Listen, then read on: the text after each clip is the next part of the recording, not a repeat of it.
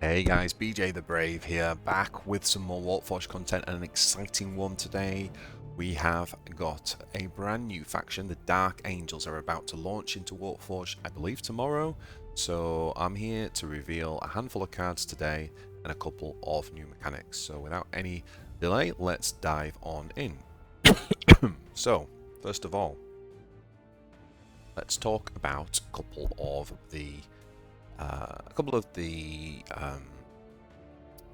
mechanics. So the first one I want to talk about is quest progression and secrets. Okay, so certain Dark Angel cards have abilities that will grant you one or more points of quest progression. So we can think of that a bit like collecting Spirit Stones or collecting Faith points. Okay, but for every 3 quest points that you accumulate, it will put a random secret card into your deck.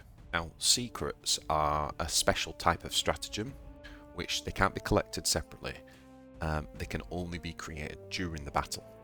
But the cool thing about them is that they are massively overpowered, the secrets. They're not like a normal card. They'll be really overpowered for the value that they cost. There are 5 different secrets that are in the faction. Okay, let's talk about the second. I'll just move me up here a minute. Okay, so next ability is called Agenda. Units with Agenda can act to trigger their Agenda ability instead of attacking. So you can think about like Duty, for example, or Praying Sisters. Now, only units that can attack are able to trigger Agenda instead. So same thing, if you've got a flank, you can obviously do it on the turn that you come on. Otherwise, you have to wait till be able to attack. Okay. Works in a very similar way to Duty, but it's not limited to a single use. So you continuously trigger Agenda. Okay, so with that in mind, let's jump on in and look at some cards. And the first card I want to talk about is actually a Warlord. Asmodai. Okay, so fans of the Dark Angel lore, you'll be familiar with this guy. Asmodai is the Dark Angel's Master Interrogator, Chaplain, and Master of Repentance. His talents for torture and interrogation first made themselves known during the Macarian Heresy. Now, Asmodai is pretty standard in terms of his stats, right? 35 health, 2-2. To write home about there. His ability says Agenda, so remember that's instead of attacking, he can kind of pray or do duty. And if he does, he'll gain 1 quest point. Okay, so you've got a Warlord now who every single turn can build quest points. Okay, remember you can do that every time as well, it's not a one-off. Now his talent is called Master of Repentance, so let's look at that. Master of Repentance only costs 1 energy. It says deal 1 damage. If the target survives, gain 1 more quest point. So essentially, Asmodai can put 2 quest points on per turn whilst dishing out 1 point of damage. Now, also interestingly to note, that this just says deal 1 damage.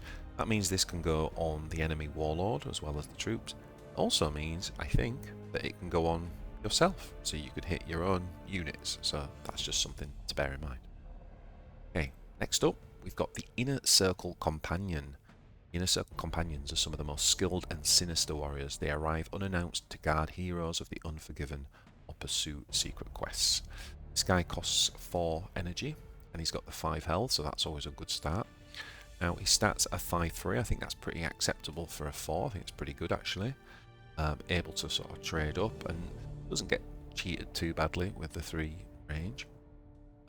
And the best thing is he has stealth, so that does mean that you're actually going to be able to attack on 5. So just that alone, that combination of stealth and the 5 for 4, that's really powerful. Now he does have an ability which is Agenda, so this would mean sacrificing the attack, which is a big deal when you're talking about a stealth unit, because you kind of then the whole point of stealth is you get the jump.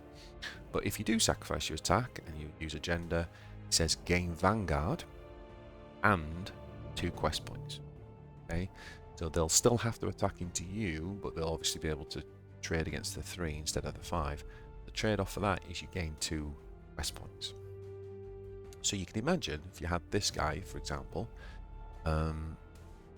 Stealth, when it's his turn then to attack, if you trigger that, you get 2 points, and with Asmodai, you'd use his agenda and you'd immediately get a secret card added to your deck. Okay, next up. The Blade Guard Veteran. Now, we've already seen the artwork for this one. Really cool artwork. 5 energy cost, 5 health, but with 1 armor. Okay, bad.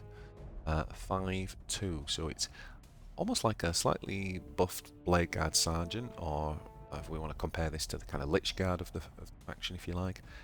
And it says Vanguard agenda, give 2 armor to another unit until your next turn. So this guy often won't want to attack necessarily, because if he's just there to block and defend, you're happy to kind of do that. But it says then give armor to another unit. Now, you can't give it to yourself, it is another unit. Note that that could be your Warlord, because it says another unit. I actually think this card's going to be pretty good. I'm kind of interested to see what the synergies would be, what the targets we would, other than the Warlord, what would we want to put the armor on. So another interesting addition. Okay, next up, we're going to look at a legendary card, the Wages of Retribution. For the rest of this battle, when an enemy dies, gain 1 quest point. So this is like the ultimate quest legendary, right? If you're going to go down that route of quests, you're going to want this. And this is kind of like, I suppose every faction sort of has one of these like passive sort of 4 energy, seems to be what we're settling on. You know, whether it's the drones, making the drones cheaper in Tau, or whether it's the Chaos one that makes the rest of the units vulnerable. It's one of these passive abilities, and yeah, it remains to be seen how good Quest is going to be.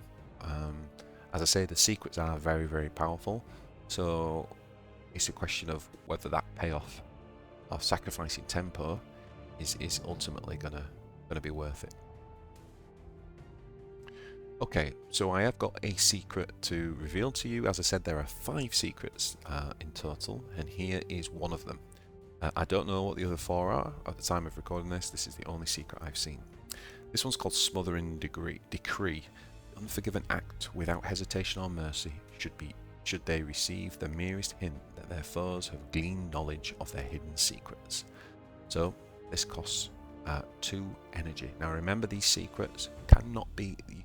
can't put these into your deck, guys. These are generated in game, so this would have been put into your deck. Now you draw it, it costs you 2 energy to play, and it says deal 3 damage to all enemies. For each one that dies, heal 3 to a friendly unit. Now what those of you with keen eyes will notice is that this is essentially the 6 energy Tyrannid AoE card. Now if we wanted to get a sense of, like I said, I've not seen the other secrets, but we want to get a sense of the power level. That thing is played in every Tyrannid deck, and it costs 6 energy. You're getting it for 2 energy. So that just gives us a little bit of a sense as to how powerful these secrets are, and I would say it's looking like they're going to be really, really powerful. So it's going to be a question of, like I say, the trade-off of what you're sacrificing to generate quest points. And of course, you may never draw this card. So one of the things that's going to be interesting in the Dark Angel faction to me is how easy is it to draw through the deck. Like if we can kind of constantly sift through, filter through, can you draw stratagems only from your deck? Those types of synergies. It's going to be really interesting as we see more of the cards, whether that's an option. Anyway guys, that's all I've got for you today. There are going to be other reveals going on throughout today, and the cards are going to be out tomorrow. Hopefully you enjoyed that. Hit the thumbs up if you did, and I'll see you guys very soon on ladder playing some Dark Angels. Enjoy.